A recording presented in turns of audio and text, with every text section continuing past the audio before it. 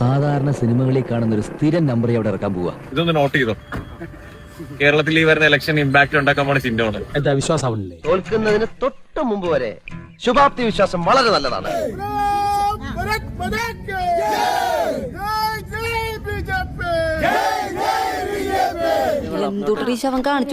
എന്ത് ചെയ്യാനാടാ, ഞാൻ ഇങ്ങനൊരു ദുരന്തനായി പോയി. BJP-യിൽ ഇൻ കേസ് എനിക്ക് വരാൻ പറ്റുകയാണെന്നുണ്ടെങ്കിൽ ഉറപ്പായിട്ടും അടുത്തൊരു 5 വർഷത്തിൽ 140 മണ്ഡലങ്ങളിൽ മാതൃകയാക്കാൻ പറ്റുന്ന ഒരു കുണ്ടറ മണ്ഡലമാക്കി എനിക്ക് മാറ്റാൻ കഴിയും. അത്രയും വേണോ?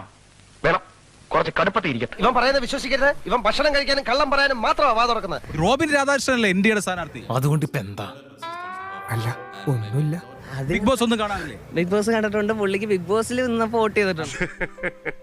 എന്നെ പൊക്കി പറഞ്ഞ് സോപ്പിടാനുള്ള പരിപാടിയാ കള്ളന്മാര്. ബിഗ് ബോസിലാണ് വോട്ട് ചെയ്യുന്നത്, കുണ്ടറയിൽ വോട്ട് ചെയ്യില്ല. ബിഗ് ബോസ് വേറെ, ഇലക്ഷൻ വേറെ അല്ലേ? പാച്ചേട്ടാ അവമാനിക്കരുത്. ഞാൻ നല്ലൊരു കുടുംബത്തിൽ പറഞ്ഞവനാണ്. നീ നല്ല കുടുംബത്തിൽ പറഞ്ഞു, ഞാൻ പിന്നെ മറ്റേ കുടുംബത്തിൽ പറഞ്ഞാണല്ലോ. ബിഗ് ബോസിലാണ് വോട്ട് ചെയ്യുന്നത്, കുണ്ടറയിൽ വോട്ട് ചെയ്യില്ല. ബിഗ് ബോസ് വേറെ, ഇലക്ഷൻ വേറെ അല്ലേ?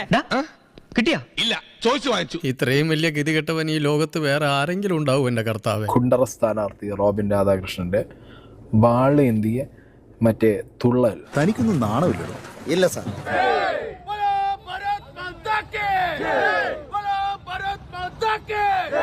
എന്തിനാടാ ദിനേശ നാട്ടുകാരെ ചിരിപ്പിക്കാൻ വേണ്ടി ഇങ്ങനെ ഓരോന്ന് ചെയ്തു കൂട്ടുന്നത്? RSSന്റെ സംഘപരിവാറിന്റെ ഒക്കെ നോർത്തിലുള്ള പോലത്തെ വാഴ മുക്കിപ്പിടിച്ചിട്ടുള്ള പരിപാടികളൊക്കെ കേരളത്തിൽ റീക്രിയേറ്റ് ചെയ്തൊരു ഐറ്റം പോലെ എനിക്ക് ഫീൽ ചെയ്തു. സത്യമാണെങ്കിലും എനിക്ക് അംഗീകരിച്ചു കൊടുക്കാൻ പറ്റുമോ? ഇമാതിരി കോമാളിത്തരം കാണിച്ച് കാണുമ്പോൾ സത്യം പറയാലോ അളിയാ, കോമല റോബിനുള്ള പേരാണ് വിളിക്കാൻ പോകുന്നത്. ആ കാര്യം പറയാലോ. മനുഷ്യനെ താഴ്ത്തി കിട്ടുന്ന സ്വഭാവം പണ്ടേ നിന്റെ രക്തത്തിലുള്ളതാണ്. ഉള്ള കാര്യം തുറന്ന് പറയുന്ന ആരെയും പേടിക്കണ്ട. കിട്ടിയ മുതലും പലിശ ചേർത്ത് കിട്ടി. ഇപ്പോൾ കോൺഗ്രസ് എന്ന് പറയുന്ന രാഷ്ട്രീയ പാർട്ടി ഇപ്പോൾ രമേശ് പിഷാരടിയെ സ്ഥാനാർത്ഥിയാക്കിയത് രമേശ് പിഷാരടി ഈ കഴിഞ്ഞ 50 വർഷമായിട്ട് നാട്ടിലിറങ്ങി എന്തെങ്കിലുമൊക്കെ കാര്യങ്ങൾ ചെയ്തിട്ടാണ്. സിനിമയിൽ അഭിനയിക്കുന്ന ആൾ കാശുണ്ടാക്കുന്നു, അയാൾ ലക്ഷറി ലൈഫ് ജീവിക്കുന്നു. പൊതുവാൾജി എനിക്കിനെ ചോര കളക്കണ്ടട്ടാ. Cool down KRP, cool down. നമുക്ക് പിന്നെ നിയമപരമായി തന്നെ ഒതുക്കാം. അയാൾ ഇടയ്ക്കിടയ്ക്ക് ചാനലിൽ വന്നിരുന്നിട്ട് കോൺഗ്രസിൻ്റെ വേദിയിൽ വന്ന് പങ്കെടുക്കുന്നു. കോൺഗ്രസിൻ്റെ ഒരു സഹയാത്രിക എന്ന നിലയിൽ പുള്ളിയെ അവിടെ മത്സരിപ്പിക്കുന്നു. അല്ലാതെ പുള്ളി നാടിന് വേണ്ടി എന്തെങ്കിലും ചെയ്തിട്ടാണ്. കരണം പൊളിക്കും ഞാൻ. നീ ആരോടാണ് ഈ വർത്താനൊക്കെ പറയുന്നത്? നിനക്ക് ഞാൻ ആരാന്നറിയോ? പുള്ളിക്ക് എന്തെങ്കിലും കേസുണ്ടോ? പുള്ളി ജീവിതത്തിൽ എപ്പോഴെങ്കിലും ഇറങ്ങി ഈ നാട്ടിലൊരു പ്രശ്നങ്ങളിൽ ഇടപെട്ടിട്ടുണ്ടോ?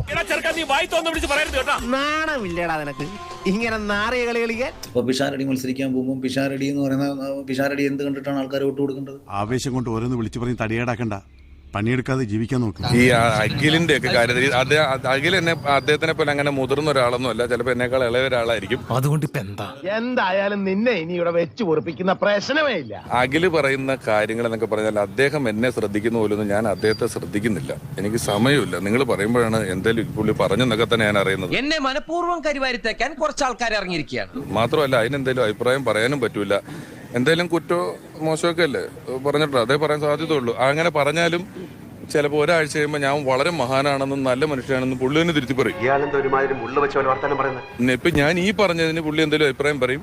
അതിന് നിങ്ങൾ ആരും മറുപടി ഒന്നും പറയാൻ നിൽക്കണ്ട. ചിലപ്പോൾ ഒരാഴ്ച കഴിയുമ്പോൾ അത് പിന്നെയും തിരുത്തി പറയും. എന്നെ നാണം കെടുത്തരുത്. ഇവർക്കൊക്കെ എന്നെ വലിയ ബഹുമാനമാണ്.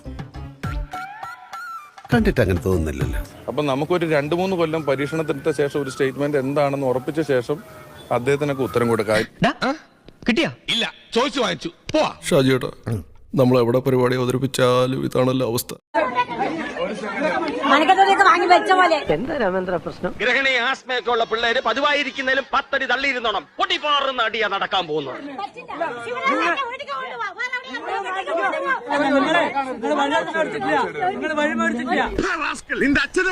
ആ പരാതിയെ സംബന്ധിച്ച് ഞാന് ഈ പാലക്കാട്ടേക്ക് വരുമ്പോ കണ്ട ആദ്യത്തെ ഫ്ലക്സ് എന്ന് പറയുന്നത് NDAയുടെ ഒരു ഫ്ലക്സ് ആയിരുന്നു. നീ എന്താണ് ഉദ്ദേശിക്കുന്നത് വത്സ? എനിക്ക് മുഖം നോക്കാതെ നിങ്ങളോട് കുറച്ച് സംസാരിക്കാനുണ്ട്. മടുത്തു വിവാദ രാഷ്ട്രീയം, നമുക്ക് വികസനം സംസാരിക്കാം എന്നും പറഞ്ഞാണ് തുടങ്ങിയത്. മാറാത്തത് മാറുമെന്ന്. നിങ്ങൾ എന്ത് പ്രാന്തായി പറയുന്നത്? എനിക്കൊന്നും മനസ്സിലാവുന്നില്ല. മനസ്സിലായില്ല?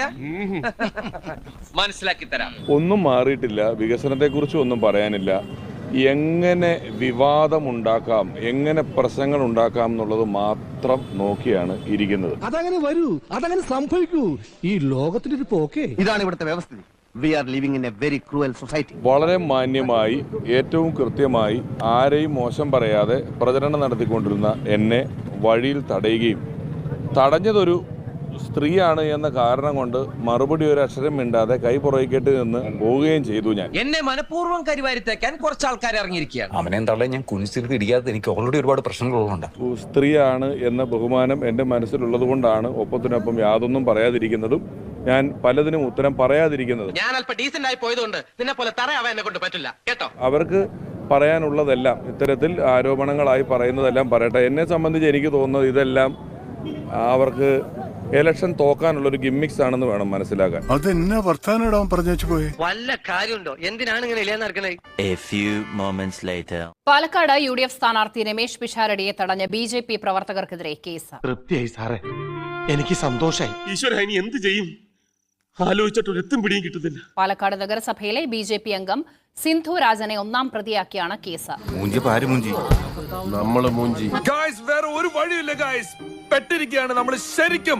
സിന്ധു അടക്കം 3 പേർക്കെതിരെയാണ് ടൗൺ പോലീസ് കേസെടുത്തത്.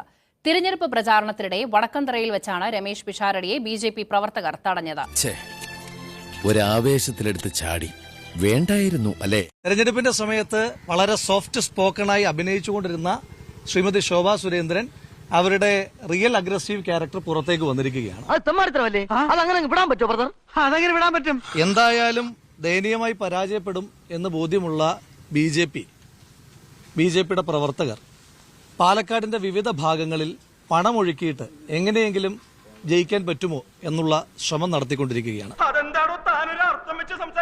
പണിയെടുത്ത് തിന്നണമെന്നൊക്കെ ആഗ്രഹമുണ്ട് സാറേ, പക്ഷെ പറഞ്ഞു പറ്റിച്ച് തിന്നാലേ വായിന്നിറങ്ങുള്ളൂ. വോട്ടർമാർക്ക് പാലക്കാട് BJP പണം വ്യാപകമായി വിതരണം ചെയ്യുന്നു എന്ന ആരോപണം ഉന്നയിച്ചുകൊണ്ട് അതിന്റെ ദൃശ്യങ്ങളടക്കം ഷൂട്ട് ചെയ്താണ് ഇപ്പോൾ പരാതിയുമായി കോൺഗ്രസ് രംഗത്ത് വരുന്നത്. എന്തെന്നും അത് ഈ പറയുന്നല്ലോ, ഈ കേസലാകെ കുഴഞ്ഞു പറയുന്ന പോലെ ഉണ്ടല്ലോ. അവർ പോകുന്ന വീടുകളിലെല്ലാം അവരുടെ വാഹനത്തിൽ ഒപ്പം പോകുന്നവരുടെ ഏറ്റവും വിശ്വസ്തയായ സഹായിയായ സഹപ്രവർത്തക, ആ സഹപ്രവർത്തക ഇവർ പോയതിന്റെ തൊട്ടു പിന്നാലെ ഈ വീടുകളിൽ പണം കൊടുക്കുന്ന കാഴ്ചയാണ് കണ്ടത്. കാര്യങ്ങളൊക്കെ കൈവിട്ട് പോയല്ലോ. നിന്റെ കയ്യിലിരിപ്പതായിരുന്നല്ലോ. ഞാൻ പണം കൊടുക്കുന്ന, തെരഞ്ഞെടുപ്പിൽ പണം കൊടുക്കുന്ന ഒരാളാക്കി എന്നെ വേട്ടയാടാൻ നിങ്ങൾ പരിശ്രമിച്ചതിന്റെ വാർത്ത എന്റെ ശ്രദ്ധയിൽപ്പെട്ടു. വിഷമിക്കാതിരിക്കും, ഇതിലും വലുത് ഏതാണ്ട് വരായിരുന്നു, ഇങ്ങനെ തീർന്നെന്ന് കരുതിയാൽ മതി. രണ്ടാമതായിട്ട് പാലക്കാടിലെ വോട്ടർമാരെ മുഴുവൻ നിങ്ങൾ അപമാനപ്പെടുത്തി. ഈ ഉണ്ടാക്കിയിട്ടുള്ള വിവാദങ്ങൾ അത്രയും ഉണ്ടയില്ലാ വെടികളാണ്. വെറുതെ ചിരിപ്പിക്കരുത്. ആ ഉണ്ടയില്ലാ വെടിവെച്ച് ഭാരതീയ ജനതാ പാർട്ടിയുടെ നേതൃത്വത്തിൽ വിജയം പാലക്കാട് ഉറപ്പായപ്പോൾ അത് സഹിക്കാൻ വയ്യാത്തവരാണ് ഇങ്ങനെ ഒരു കഥയുമായി പുറത്തു വന്നിട്ടുള്ളത്. വെറുതെ കിടന്ന് ഉരുളാദാശനെ ആശാന്റെ കംപ്ലീറ്റ് ബയോഡാറ്റ ഞങ്ങൾക്ക് കിട്ടിക്കഴിഞ്ഞു. കിട്ടിയല്ലേ? ശ്രീമതി ശോഭാ സുരേന്ദ്രന്റെ മകന്റെ പ്രായമുള്ള ഒരു കുട്ടിയോട് ശ്രീമതി ശോഭാ സുരേന്ദ്രൻ പറഞ്ഞത് നിന്റെ മുഖം അടിച്ചു പൊളിക്കുമെന്നാണ്. എന്റെ ഭായി, ഞാനൊന്നും പറഞ്ഞിട്ടില്ല. മുതലാളി ഒരു പ്രാവശ്യം പറഞ്ഞിട്ടുണ്ട് ബോട്ടിൽ വെച്ചേ, മുതലാളി മറന്നുപോയതാ. പണം മുടക്കിയാലും വർഗീയത ജയിക്കില്ല എന്ന് BJPയുടെ സ്ഥാനാർത്ഥി ഒന്ന് മനസ്സിലാക്കുന്നത് നല്ലതായിരിക്കുമെന്നാണ് സൂചിപ്പിക്കാനായിട്ടുള്ളത്. നാണക്കേടായി നാട്ടിലും വീട്ടിലും. എടാ, നീ എന്തിനാണ് റോട്ടിൽ കൂടെ പോണ എണിയൊക്കെ പിടിക്കണത്? നാട്ടുകാരെ കൊണ്ട് പറയിപ്പിക്കാൻ വേണ്ടിട്ട്. എന്നാ പിന്നെ വരാനുള്ളത് ഏതെങ്കിലും ഓട്ടോ പിടിച്ചു വരുമ്പോ ഞാൻ പോട്ടെ. ദൈവം കാക്കട്ടെ.